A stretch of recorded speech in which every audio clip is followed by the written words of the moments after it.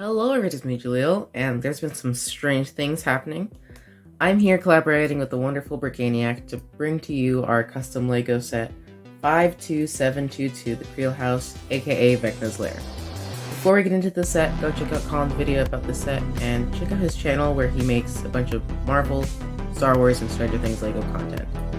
Now, let's get into my contribution to the set, the minifigures. So here we have Steve Harrington. He uses the Han Solo hair in dark brown and he uses the same face print that I used in my CMF series. And I'll do a little plug here. If you haven't seen that video, go check it out. I'll leave a card here and I'll leave a link to it at the end of the video. He has some new torso printing of a light gray jacket over a dark blue shirt with some white and red details. Then he has light blue legs and his accessory is a flashlight in dark red because, as you can see in the poster, I'm pretty sure. And on the Monopoly board, he has a red. Here we have Nancy Wheeler, the oldest of the Wheeler siblings, and she uses that movie star hair piece in reddish brown. And since this is a set LEGO, normally they'd put like a lesser version of the character if they had it in a CMF series, which I have a CMF series, which that's another plug I just made a minute ago. But if you wanted to, you could take the hair piece from that Nancy and put it on this one so it looks more accurate. And she has a face print, which I'm pretty sure the same one for my CMF series, because I didn't have to like improve on it. And she has some printing of a light gray sweater with like this weird like white trim and design on it. I don't know how to describe it. And she has some dark blue legs, and then her accessory is just normal stuff. So here we have Robin Buckley, and even though this is only her second season on the show, I love her character. So she uses the Black Widow hairpiece in light nougat, and she has a new face print, which I think works. It has her looking like confused and concerned at the same time. And she has some new torso printing of a black jean jacket, which I'm not sure if it's supposed to be a jean jacket or not. I didn't have the best reference photos, with some patches on it. And then she just has some normal black legs, and then her accessory is a normal flashlight. Here we have Dustin Henderson, and starting off with the hair hat piece. Since Mecabricks doesn't have the official one, Colin just took a couple of reddish brown hair pieces and then put a teal hat on top, which then I put the Thinking Cap logo, which I actually have that hat, so I'll put a picture here. But I think that's kind of cool. He has a new face print of him staring very seriously, which wasn't that hard to make. I just lowered his eyebrows and closed his mouth. He has some new torso printing of a light gray hoodie with some geometric shapes on it. I'm not exactly sure what the design is supposed to be, but it works. Then he uses medium legs in black, and then he has a flashlight build, as everyone else. And here we have Lucas Sinclair, and starting off with the hair, I think that's Zane's hairpiece. I'm not a big Ninjago person, but we just use that hairpiece because we would much prefer like a new flat top hairpiece, but we don't know how to make that, and Mecabricks doesn't have that, so this was the only thing that would work. And he has a new face print, which isn't really new, it's from my CMF series. Go check that out, link in the description. And it's just of him like very scared. I like it a lot, I think it works. And he's some new torso printing on a dark red torso of, it's very similar to the upside down Lucas like outfit, but different a little bit. So it's this dark red jacket with like a white varsity jacket and then just a blue shirt with some dark blue accents. And I like how it looks, I think it really works. Then he has some medium legs in light blue, and then his accessory is the same flashlight build that Lucas has in the Upside Down set. Here we have Max Mayfield, but before touching on the figure, I just want to talk about the character. This season, after Billy died, her stepdad left, and her mom is drinking, and now she's floating in front of graves. This season's going to be really traumatic for her, and hopefully she doesn't die. If she does die, I'm gonna cry. But now on the actual figure, this is just a lesser version of my CMF one, so yeah. She uses that Padme hairpiece in dark orange, which I think looks nice, and it'd be the first time it's in this color. She has a new face print, which is the same as my CMF series one, which I just based off of that Aloy minifigure since they're both ginger, and I like how it turned out. She uses the same torso printing as my CMF series, which is just a teal jacket over a black and white striped t-shirt. Then she has medium legs in sand blue, and then her accessory is a 1x2 tile with printing of her Walkman, which I really like how that turned out. So here we have Mike Wheeler, and I know he's not really part of the Creel House storyline, but I really wanted to incorporate that Hellfire Club torso somewhere, so here he is. He uses the Luke Skywalker hair in black, which I think would be the first time it's in this color. Then he uses the same face print as my CMF series does, because for a lot of these faces that are the same as my CMF series, I didn't know how to improve on them, so I just reused them. There's some new torso printing of that Hellfire Club sweater, which I really like how it turned out. I really like the design. I Legofied it with the little devil thing. I don't know what to call it, but I like how it turned out. Then he uses black medium legs in black, and his accessory is a flashlight. Wait, I think I picked up something.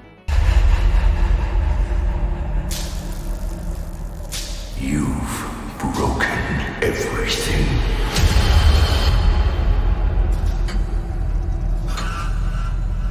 Your suffering is almost at an end. So here we have the biggest threat this season, and that's Vecna. And here's his minifigure. Let's talk about him. He's literally all light gray except his little tentacle build. But he has a new face print, which looks really nice. It really puts an emphasis on his sapphire blue eyes. And he has a lot of detailed printing on his face. I don't exactly know what to call that, like wrinkles? I don't know.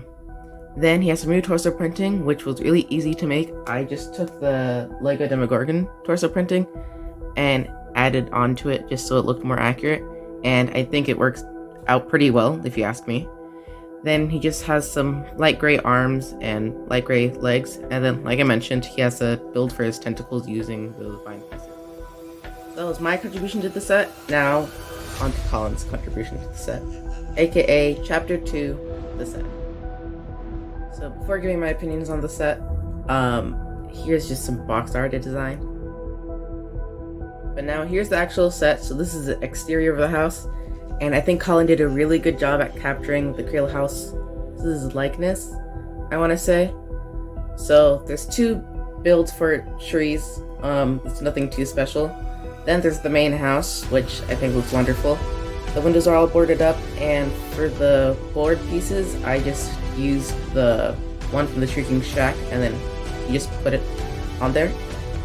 And as you can see to the left in the upper corner, there are some bats there in dark gray, which are actually supposed to be the demo bats, which they might play into the season. You never know. But now, actually getting to the interior, here's the first level, and that is just the dining room of the Creel house. And you can see the door there, which I really like the design of that door. And apparently it's supposed to be a reference to Beauty and the Beast, which I wonder how that's going to play into the season, but I don't know. So there's just a little build for a table and 2 chairs and a lamp, which looks pretty cool. And then you can see right next to the door, you can see it, it's kind of hard to see it. It's behind Dustin, so he's kind of blocking it. There's a little shelf with like a bunch of like trinkets and doodads. So here's the next room over, and well, it's the same room, but it's kind of separated. And it's just on a plain room. There's a candelabra there on a little table build, and then there's a shattered, I want to say lamp. It looks like a shattered lamp. So here we have the second level of the house, and first thing is the Creel house clock, which we know is going to be very integral to this season's plot. And I like how it turned out. May have made the face of the clock a little too small, but I wanted to get the whole clock face in there, so there it is. And then in front of the clock, and this is based off of the posters we got in February, I'm pretty sure, it's a little portal, which looks really cool. And now here's the rest of that second level. And starting off on the left, you can see that, so this is like the middle of the attic. It's a little space for Vecna to crawl down from, which we can see in the trailer. And then right next to it, there's a little toy crib, which, well, it's supposed to be a toy crib, but since it's a toy, I guess it's a toy crib. I'm not going to read into that much. Then you can see there's a little toolbox and pieces of rope. And then there's a dark gray bat, which I already established represent demo bats. Thank you guys so much for watching today's video, but before saying all that stuff, I want to say thank you guys for 300 subscribers. I'm glad we hit the milestone. I'll try making a special video. Maybe this will be the special video. But yeah, thanks a lot. Hopefully we get more. Yeah. But once again, thank you for watching today's video. And if you did like today's video, please like and subscribe and turn on notifications so you don't miss any of my content. And once again, go check out Colin's channel and his video on the set. And yeah, everybody, I hope you enjoy watching Season 4. Well, at least at the time of releasing this video, the first 7 episodes. And everybody have a nice day, stay safe, and wear masks. Bye.